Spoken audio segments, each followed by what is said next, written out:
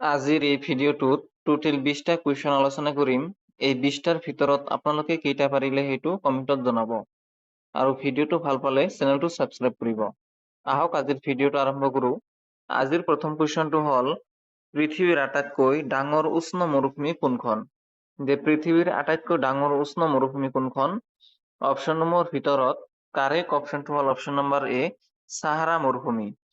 পৃথিৱীৰ আটাইতকৈ ডাঙৰ উষ্ণ মৰুভূমিখন হ'ল ছাহাৰা মৰুভূমি। এতিয়াই আজিৰ 2 নম্বৰ কুৱেশ্যনটো লৈ কুৱেশ্যনটোত সুধিছে ৰাফেল নাডাল কোনবিধ খেলৰ সৈতে সম্পৰ্কিত? ৰাফেল নাডাল কোনবিধ খেলৰ লগত জড়িত? অপশ্যনসমূহৰ ভিতৰত কাৰেক্ট অপশ্যনটো হ'ল option number D, tennis. Rafael Nadal tennis খেলৰ সৈতে সম্পৰ্কিত। এতিয়াই আজিৰ 3 নম্বৰ কুৱেশ্যনটো লৈ কুৱেশ্যনটোত সুধিছে ছানিয়া মিৰ্জা কোনবিধ খেলৰ সৈতে সম্পৰ্কিত? ছানিয়া মিৰ্জা কোনটো খেলৰ লগত জড়িত? অপশ্যনসমূহৰ ভিতৰত কাৰেক্ট অপশ্যনটো হ'ল option number D, tennis. Sania মিৰ্জাও টেনিছ খেলৰ সৈতে জড়িত। এতিয়াই আজিৰ 4 নম্বৰ কুৱেশ্যনটো লৈ কুৱেশ্যনটোত সুধিছে উমাচল শিলালিপি ক'ত আৱিষ্কাৰ কৰা হৈছিল? উমাচল শিলালিপি ক'ত আৱিষ্কাৰ কৰা হৈছিল? অপশ্যনসমূহৰ ভিতৰত কাৰেক্ট অপশ্যনটো হ'ল অপশ্যন নম্বৰ ডি, নীলাচল পাহাৰ। উমাচল শিলালিপি নীলাচল পাহাৰত আৱিষ্কাৰ কৰা হৈছিল। এতিয়াই আজিৰ 5 নম্বৰ কুৱেশ্যনটো লৈ কুৱেশ্যনটোত সুধিছে নীল নদীৰ উৎপত্তিস্থল কি? নীল নদী ক'ৰ পৰা উৎপত্তি হৈছে? অপশ্যনসমূহৰ ভিতৰত কাৰেক্ট অপশ্যনটো হ'ল অপশ্যন নম্বৰ বি, ভিক্টোৰিয়া হ্ৰদ। নীল নদী ভিক্টোৰিয়া হ্ৰদৰ পৰা উৎপত্তি হৈছে। এতিয়াই আজিৰ 6 নম্বৰ কুৱেশ্যনটো লৈ কুৱেশ্যনটোত সুধিছে নীল নদীক কোনখন দেশৰ মেৰুদণ্ড বুলি জনা গৈছিল? নীল নদীক কোনখন দেশৰ মেৰুদণ্ড বুলি জনা যায়? অপশ্যনসমূহৰ ভিতৰত কাৰেক্ট অপশ্যনটো হ'ল অপশ্যন নম্বৰ বি, ইজিপ্ত। নীল নদীক ইজিপ্তৰ মেৰুদণ্ড বুলি জনা যায়। এতিয়াই আজিৰ 7 নম্বৰ কুৱেশ্যনটো লৈ কুৱেশ্যনটোত সুধিছে লাচিত দিৱস পালন কৰা হয়। লাচিত দিৱস কিমান তাৰিখে পালন কৰা হয়? অপশ্যনসমূহৰ ভিতৰত কাৰেক্ট অপশ্যনটো হ'ল option number D, 24 November. 24 November তাৰিখে লাচিত দিৱস পালন কৰা হয়। এতিয়াই আজিৰ 8 নম্বৰ কুৱেশ্যনটো লৈ কুৱেশ্যনটোত সুধিছে সুভা ব্ৰহ্ম কিহৰ সৈতে জড়িত? সুভা ব্ৰহ্ম কিহৰ লগত জড়িত? অপশ্যনসমূহৰ ভিতৰত কাৰেক্ট অপশ্যনটো হ'ল অপশ্যন নম্বৰ এ, চিত্ৰকলা। সুভা ব্ৰহ্ম চিত্ৰকলাৰ সৈতে জড়িত। এতিয়াই আজিৰ 9 নম্বৰ কুৱেশ্যনটো লৈ কুৱেশ্যনটোত সুধিছে নাট্য শাস্ত্ৰৰ লেখক কোন আছিল? নাট্য শাস্ত্ৰৰ লেখক কোন আছিল? অপশ্যনসমূহৰ ভিতৰত কাৰেক্ট অপশ্যনটো হ'ল অপশ্যন নম্বৰ চি, ভৰতমুনি। ভৰতমুনি হ'ল নাট্যশাস্ত্ৰৰ লেখক। এতিয়াই আজিৰ 10 নম্বৰ কুৱেশ্যনটো লৈ কুৱেশ্যনটোত সুধিছে অজাতশত্ৰু নিম্নলিখিত কোন বংশৰ আছিল? অজাতশত্ৰু তলত দিয়া কোনটো ৰাজবংশৰ আছিল? অপশ্যনসমূহৰ ভিতৰত কাৰেক্ট অপশ্যনটো হ'ল অপশ্যন নম্বৰ বি, হাৰিয়াংকা। এতিয়াই আজিৰ 11 নম্বৰ কুৱেশ্যনটো লৈ কুৱেশ্যনটোত সুধিছে ভূটানৰ ৰাজধানী কি? ভূটানৰ ৰাজধানী কি? ইয়াত অপশ্যনত দিয়া আছে থিম্ফু, ব্ৰাছিলিয়া, গেংটক, ঢাকা। এই অপশ্যন কেইটাৰ ভিতৰত কোনটো শুদ্ধ হয় আপোনালোকে কমেণ্টত জনাব। এতিয়াই আজিৰ 12 নম্বৰ কুৱেশ্যনটো লৈ কুৱেশ্যনটোত সুধিছে কাক মাজনিশাৰ সূৰ্যৰ দেশ বুলি কোৱা হয়? তলত দিয়া কোনটো দেশক মাজনিশাৰ সূৰ্যৰ দেশ বুলি কোৱা হয়? অপশ্যনসমূহৰ ভিতৰত কাৰেক্ট অপশ্যনটো হ'ল অপশ্যন নম্বৰ চি, নৰৱে। নৰৱেক মাজনিশাৰ সূৰ্যৰ দেশ বুলি কোৱা হয়। এতিয়াই আজিৰ 13 নম্বৰ কুৱেশ্যনটো লৈ কুৱেশ্যনটোত সুধিছে আমাৰ সৌৰজগতৰ কোনটো গ্ৰহ সূৰ্যৰ নিকটতম গ্ৰহ? আমাৰ সৌৰজগতৰ কোনটো গ্ৰহ সূৰ্যৰ একেবাৰে ওচৰত অৱস্থিত? অপশ্যনসমূহৰ ভিতৰত কাৰেক্ট অপশ্যনটো হ'ল অপশ্যন নম্বৰ এ, বুধ। বুধ গ্ৰহটো সূৰ্যৰ একেবাৰে ওচৰত অৱস্থিত। এতিয়াই আজিৰ 14 নম্বৰ কুৱেশ্যনটো লৈ কুৱেশ্যনটোত সুধিছে ফবছ আৰু ডিমোছ কোন গ্ৰহৰ উপগ্ৰহ? অপশ্যনসমূহৰ ভিতৰত কাৰেক্ট অপশ্যনটো হ'ল অপশ্যন নম্বৰ ডি, মংগল। ফবছ আৰু ডিমোছ মংগল গ্ৰহৰ উপগ্ৰহ। এতিয়াই আজিৰ 15 নম্বৰ কুৱেশ্যনটো লৈ কুৱেশ্যনটোত সুধিছে হাজোৰ হয়গ্ৰীৱ মাধৱ মন্দিৰ কোন পাহাৰত অৱস্থিত? হয়গ্ৰীৱ মাধৱ মন্দিৰ কোনখন পাহাৰত অৱস্থিত? অপশ্যনসমূহৰ ভিতৰত কাৰেক্ট অপশ্যনটো হ'ল অপশ্যন নম্বৰ চি, মণিকোট পাহাৰ। হাজোৰ হয়গ্ৰীৱ মাধৱ মন্দিৰ মণিকোট পাহাৰত অৱস্থিত। এতিয়াই আজিৰ 16 নম্বৰ কুৱেশ্যনটো লৈ কুৱেশ্যনটোত সুধিছে শৰাইঘাটৰ যুদ্ধত মোগল সেনাক কোনে নেতৃত্ব দিছিল? শৰাইঘাটৰ যুদ্ধৰ সময়ত মোগল সেনাক কোনে নেতৃত্ব দিছিল? অপশ্যনসমূহৰ ভিতৰত কাৰেক্ট অপশ্যনটো হ'ল অপশ্যন নম্বৰ বি, ৰামসিংহ। যে শৰাইঘাটৰ যুদ্ধত মোগল সেনাক ৰামসিংহই নেতৃত্ব দিছিল। এতিয়া আজিৰ 17 নম্বৰ কুৱেশ্যনটো লৈ কুৱেশ্যনটোত সুধিছে গিৰনাৰ পাহাৰ কোনখন ৰাজ্যত অৱস্থিত? যে গিৰনাৰ পাহাৰ কোনখন ৰাজ্যত অৱস্থিত? অপশ্যনসমূহৰ ভিতৰত কাৰেক্ট অপশ্যনটো হ'ল অপশ্যন নম্বৰ বি গুজৰাট। যে গিৰনাৰ পাহাৰ গুজৰাট ৰাজ্যত অৱস্থিত। এতিয়া আজিৰ 18 নম্বৰ কুৱেশ্যনটো লৈ কুৱেশ্যনটোত সুধিছে হিমালয় পৰ্বতমালা নিম্নলিখিত কি শ্ৰেণীৰ পৰ্বত? যে হিমালয় পৰ্বতমালা কোনটো শ্ৰেণীৰ পৰ্বত? অপশ্যনসমূহৰ ভিতৰত কাৰেক্ট অপশ্যনটো হ'ল অপশ্যন নম্বৰ চি ফংগিল পৰ্বত। যে হিমালয় পৰ্বতমালা ফংগিল পৰ্বত শ্ৰেণীৰ পৰ্বত।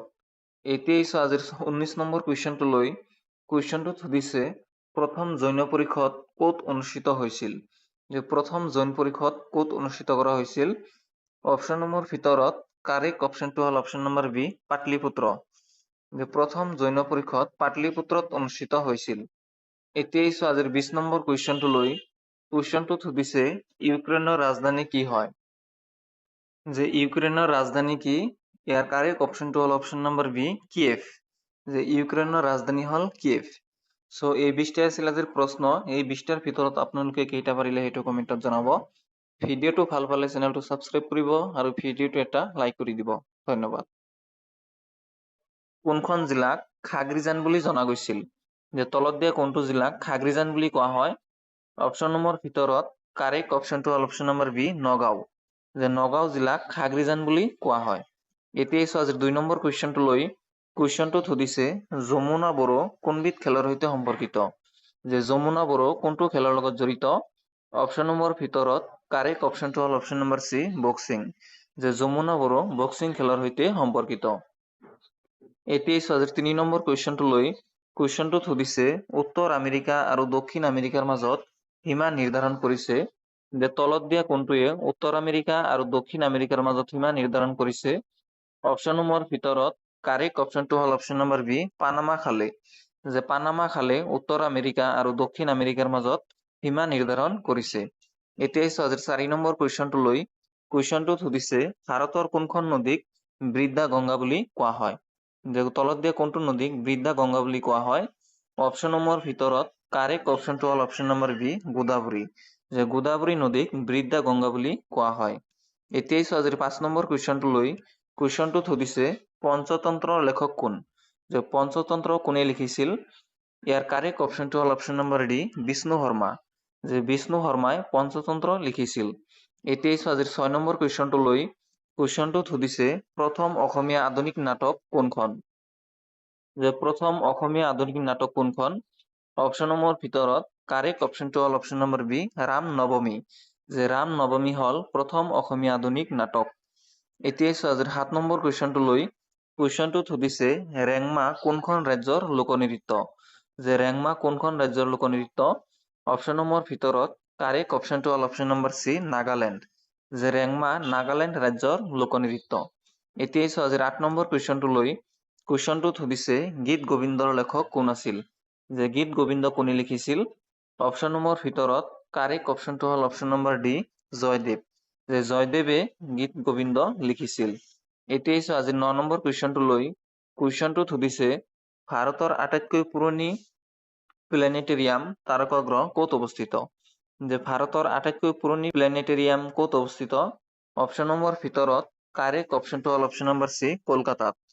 যে ভাৰতৰ আটাইতকৈ পুৰণি প্লেনেটেৰিয়াম কলকাতাত অৱস্থিত। এতিয়া আজিৰ 10 নম্বৰ কুৱেশ্যনটো লৈ কুৱেশ্যনটোত সুধিছে BTAD Bodoland territorial area district কেতিয়া গঠন কৰা হৈছিল? যে BTAD কিমান চনত গঠন কৰা হৈছিল? অপশ্যনসমূহৰ ভিতৰত কাৰেক্ট অপশ্যনটো হ'ল অপশ্যন নম্বৰ চি 2003 চনত। যে 2003 চনত BTAD গঠন কৰা হৈছিল। এতিয়া আজিৰ 11 নম্বৰ কুৱেশ্যনটো লৈ কুৱেশ্যনটোত সুধিছে বংগ বিভাজনৰ সময়ত ভাৰতৰ ভাইচৰয় কোন আছিল? যে যেতিয়া বংগ বিভাজন হৈছিল সেই সময়ত ভাৰতৰ ভাইচৰয় কোন আছিল? অপশ্যনসমূহৰ ভিতৰত কাৰেক্ট অপশ্যনটো হ'ল option number D lord Curzon. এতিয়া আজিৰ 12 নম্বৰ কুৱেশ্যনটো লৈ কুৱেশ্যনটোত সুধিছে এলাহাবাদ চুক্তি কেতিয়া স্বাক্ষৰিত হৈছিল? যে এলাহাবাদ চুক্তি কিমান চনত স্বাক্ষৰিত হৈছিল? অপশ্যনসমূহৰ ভিতৰত কাৰেক্ট অপশ্যনটো হ'ল অপশ্যন নম্বৰ চি 1765 চনত। যে 1765 চনত এলাহাবাদ চুক্তি স্বাক্ষৰিত হৈছিল। এতিয়া আজিৰ 13 নম্বৰ কুৱেশ্যনটো লৈ কুৱেশ্যনটো সুধিছে জিন্তিমণি কলিতা কোনবিধ খেলৰ সৈতে সম্পৰ্কিত? জিন্তিমণি কলিতা কোনটো খেলৰ লগত জড়িত? ইয়াৰ কাৰেক্ট অপশ্যনটো হ'ল option number D cricket. Jintimoni Kalita cricket খেলৰ লগত জড়িত। এতিয়া আজিৰ 14 নম্বৰ কুৱেশ্যনটো লৈ কুৱেশ্যনটোত সুধিছে গুমৰাগ নৃত্য কোন জনজাতিৰ প্ৰসিদ্ধ নৃত্য? গুমৰাগ নৃত্যটো কোনটো জনজাতিৰ প্ৰসিদ্ধ নৃত্য? অপশ্যন নম্বৰ ভিতৰত কাৰেক্ট অপশ্যনটো হ'ল option number D Mising. Gumrag নৃত্য মিচিং জনজাতিৰ প্ৰসিদ্ধ নৃত্য। এতিয়া আজিৰ 15 নম্বৰ কুৱেশ্যনটো লৈ কুৱেশ্যনটোত সুধিছে এচিড বৰষুণ সাধাৰণতে সৃষ্টি হয় তলত দিয়া কোনটো অঞ্চলত এচিড বৰষুণ সৃষ্টি হয়? অপশ্যন নম্বৰ ভিতৰত কাৰেক্ট অপশ্যনটো হ'ল অপশ্যন নম্বৰ চি ঔদ্যোগিক অঞ্চলত।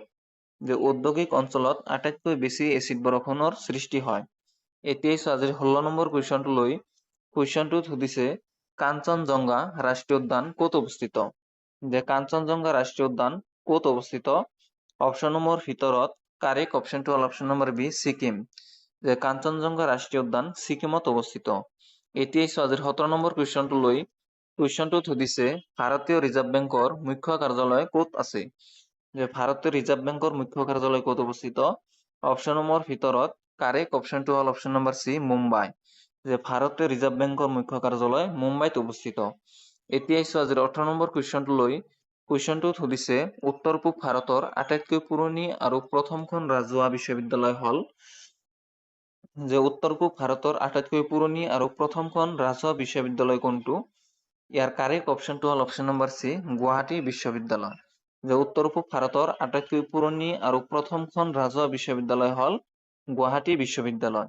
এতিয়া আজিৰ 19 নম্বৰ কুৱেশ্যনটো লৈ কুৱেশ্যনটোত সুধিছে উত্তৰ পূব পৰিষদ কেতিয়া গঠন কৰা হৈছিল? উত্তৰ পূব পৰিষদ কিমান চনত গঠন কৰা হৈছিল? অপশ্যন নম্বৰ ভিতৰত কাৰেক্ট অপশ্যনটো হ'ল অপশ্যন নম্বৰ ডি 1971 চনত। 1971 চনত উত্তৰ পূব পৰিষদ গঠন কৰা হৈছিল। এতিয়া আজিৰ শেষৰ 20 নম্বৰ কুৱেশ্যনটো লৈ কুৱেশ্যনটোত সুধিছে বাদশ্বাহ খান কোন স্বাধীনতা সংগ্ৰামীৰ উপনাম আছিল? তলত দিয়া কোনজনৰ উপনাম বাদশ্বাহ আছিল? অপশ্যন নম্বৰ ভিতৰত কাৰেক্ট অপশ্যনটো হ'ল অপশ্যন নম্বৰ এ খান আব্দুল গফুৰ খান। খান আব্দুল গফুৰ খানৰ উপনাম আছিল বাদশ্বাহ খান। এইকেইটা আছিল আজিৰ প্ৰশ্ন। এই 20টাৰ ভিতৰত আপোনালোকে কেইটা পাৰিলে সেইটো কমেণ্টত জনাব। ভিডিঅ'টো ভাল পালে চেনেলটো ছাবস্ক্ৰাইব কৰিব আৰু ভিডিঅ'টোৰ এটা লাইক কৰি দিব। ধন্যবাদ।